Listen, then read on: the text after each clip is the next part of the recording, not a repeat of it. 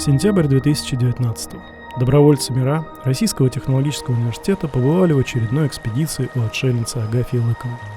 Для студентов и сотрудников университета такие поездки давно стали доброй традицией. Начиная с 2011 года это уже 8-я поездка в Западный Саян, чтобы помочь подготовиться отшельнице к зиме.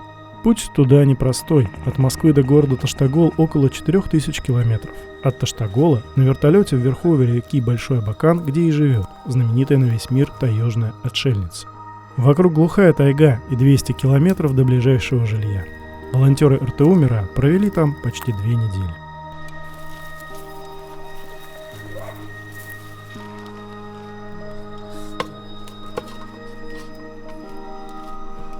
Мы с девочками занимаемся покосом травы, мы собираем, относим на специальные шаромы, потом эта трава сохнет, получается сено, и таким образом заготавливается еда, корм для коз в зимнее время и вообще уже когда нет возможности заняться самой Агафьей Карповне этим. Основная задача для меня конкретно, которая была поставлена вместе с другими мальчиками, это заготовка дров.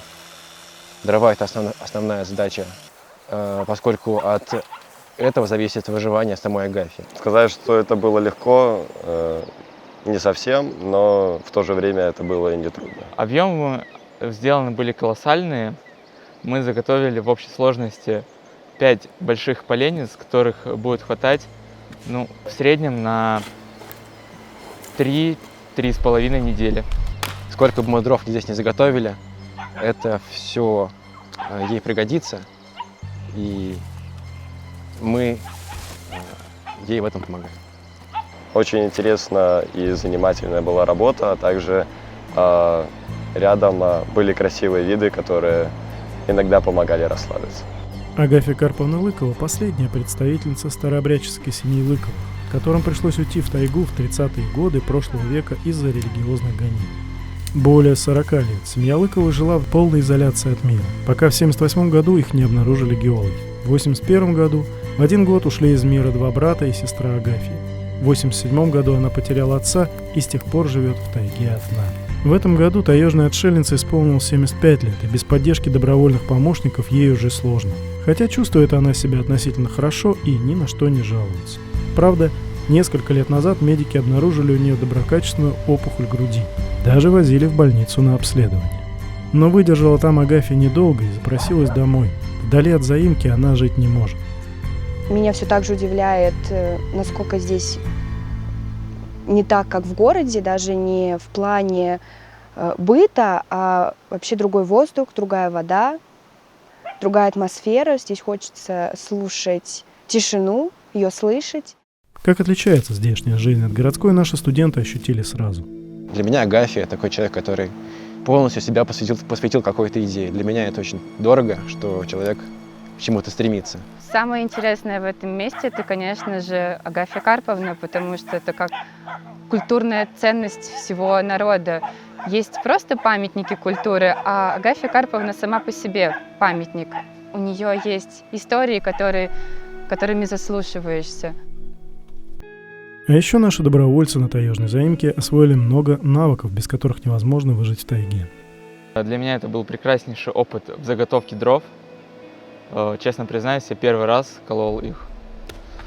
Также сама жизнь в тайге, когда ни электричества, ничего нет, как приходится справляться, какие опасности здесь поджидают, в общем-то, на каждом углу. Именно здесь мне в первый раз дали серп.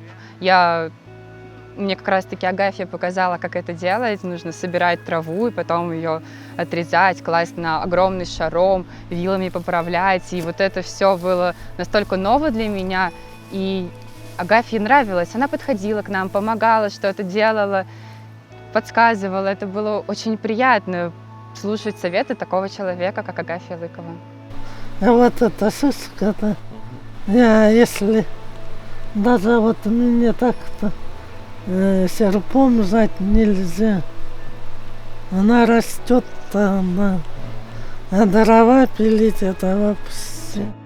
Далее от цивилизации вся жизнь человека движется по иному, более сложному руслу. Например, чтобы заготовить дрова, надо собрать топляк, так называют снесенные весенним паводком деревья. а их выносят течением на противоположный от заимки берег. Поэтому ребятам приходилось как минимум 2 раза в день переходить реку туда и обратно.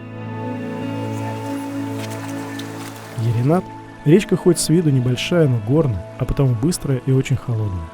Не случайно говорят, что Еринат в переводе означает «дикий конь».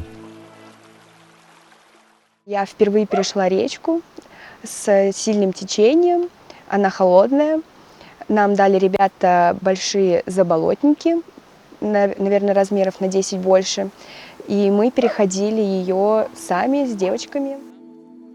В Еринате же наши ребята ловили рыбу для Агафьи Карповны. Здесь обитает хариус и таймень.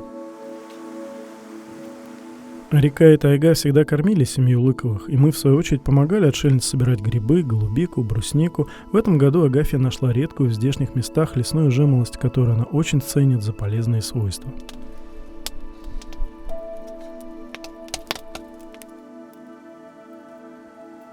Возле дома отшельницы разбит небольшой огород, где она сажает овощи – горох, морковь, свеклу.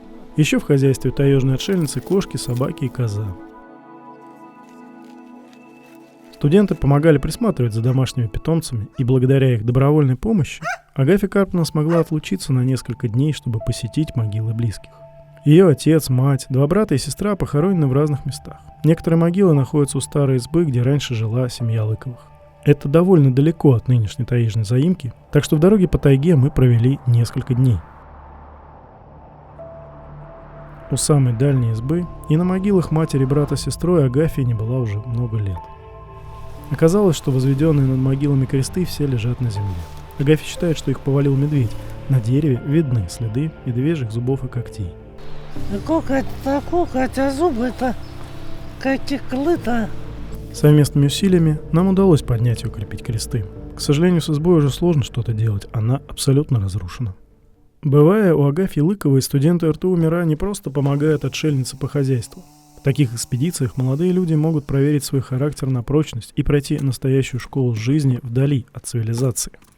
Здесь нужно оказаться для того, чтобы действительно поверить в то, что человек один может все. Пройдя это испытание, я четко понимаю, что я городской житель и не смогу жить так, как живет Агафья. В этом году ребята привезли отшельнице в подарок от администрации университета книги на старославянском языке. Ведь только на нем говорит, читает и пишет Агафья Карповна. Церковный календарь, желаю тебе доброго здравия, крепости сил. Помогая Агафье Карповне, наши студенты получают уникальную возможность прикоснуться к истории России, ее духовным ценностям, живым носителем которых является легендарная таежная отшельница. Я выражаю свою благодарность нашему университету, нашему ректорату. За возможность увидеть мир, за возможность помочь, узнать себя. Расширить свой кругозор и приблизиться к жизни старообрядцев. Чтобы посмотреть, как живут люди вдали от цивилизации, узнать, каково это, и сравнить со своей жизнью. В таких условиях изоляции я понимаю, что вечно, что временно. И спасибо университету за то, что дали мне возможность посмотреть с разных сторон, в разных местах планеты на мою жизнь. Спасибо. МИРА. Российский технологический университет продолжит помощь таежной отшельнице и далее. Ведь эта поездка – заключительная часть большой добровольческой программы, которую студенты РТУ МИРА реализовывали во многих городах России этим летом, от Калининграда и до Сахалина. Мы скоро разместим видеоотчеты об этом на нашем канале.